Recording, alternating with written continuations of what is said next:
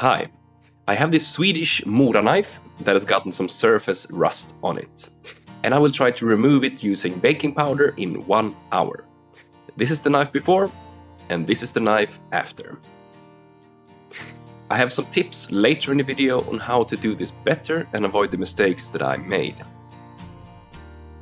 Now, this is just a cheap utility knife I use around the house and garden, so this is not meant to be perfect by any means.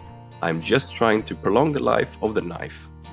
This also has a carbon blade, so it's meant to be wiped off or oiled after use, which I haven't done in the 2 years I've had this knife.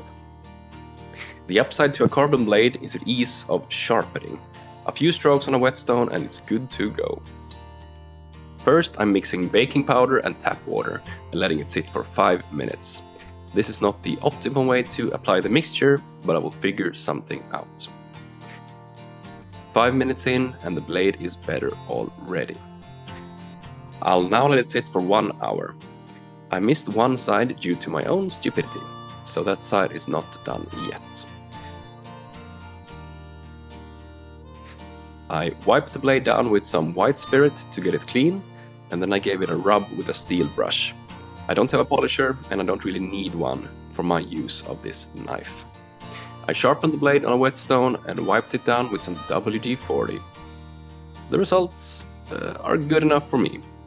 Baking powder and water actually works, at least for surface rust.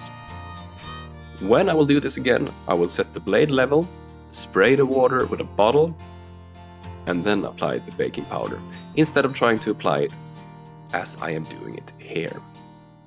Thank you so much for watching.